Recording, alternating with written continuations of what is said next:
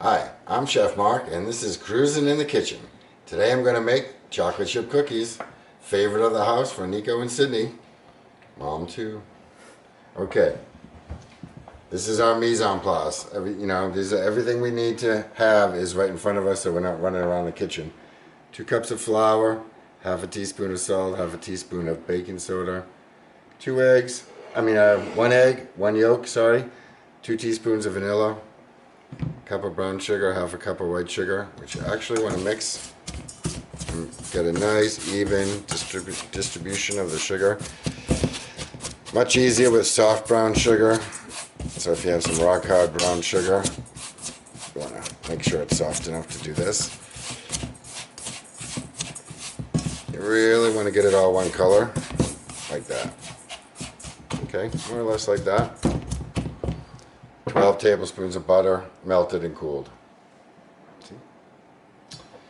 So, to start off, all we do is put the butter in the sugars. Much easier recipe than creaming butter and sugar together in the mixer. This is a melted butter.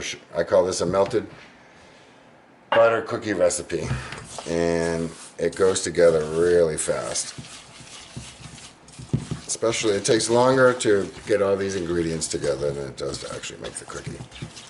So, that's what you're looking for, this type of consistency. And then one thing I will say about measuring these ingredients, you want to be fairly accurate. You don't want too much flour, and you want to measure the flour with a scooping method as opposed to digging a cup into the bag. I'm going to do a separate video on how you actually measure certain ingredients, and flour is one of them, because the best way to measure flour is to weigh it. This recipe calls for 2 cups of flour, but you'll notice that if you look up what 2 cups of flour weighs, you'd be surprised to see that if you measure it without weighing it, it's not always the same.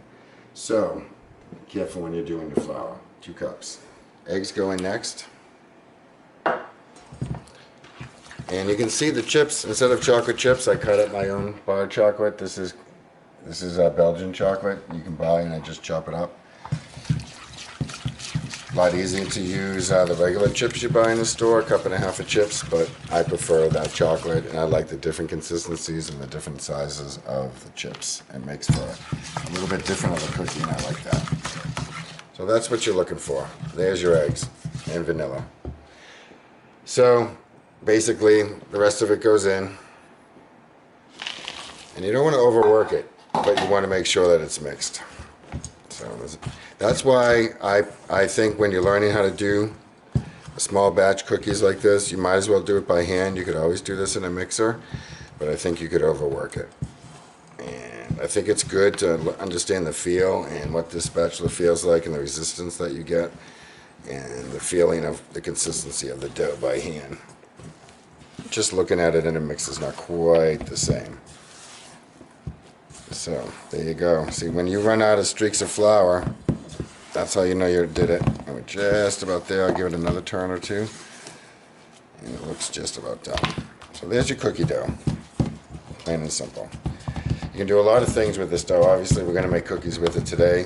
You could put this in a brownie pan and cook it off, kind of like a blondie. You can do whatever you want.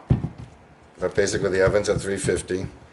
And you can use different size scoops. This is like a muffin scoop. You can get a scoop that's maybe a half that size, 2/3 that size for the cookies. This will make a fairly big cookie, but as long as you keep it flat, the amount will be at least consistent for each cookie.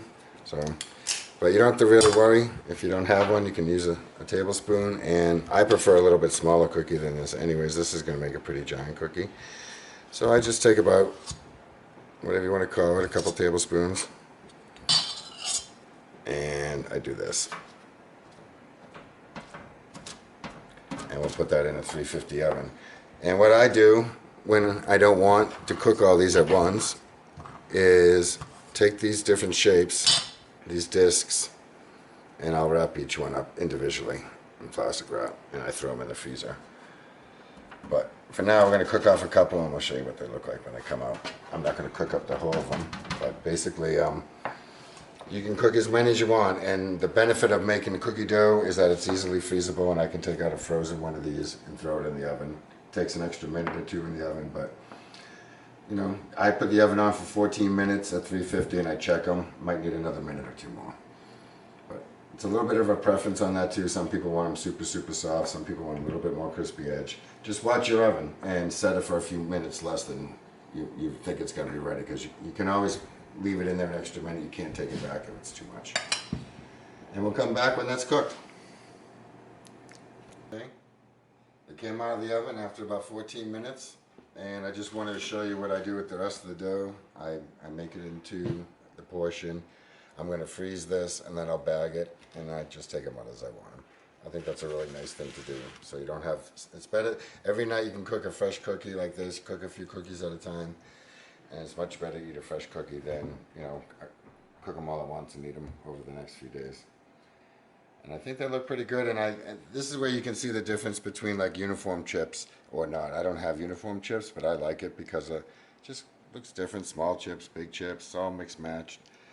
It's just a little different than, you know, just the way I like it. So I hope you guys give it a try.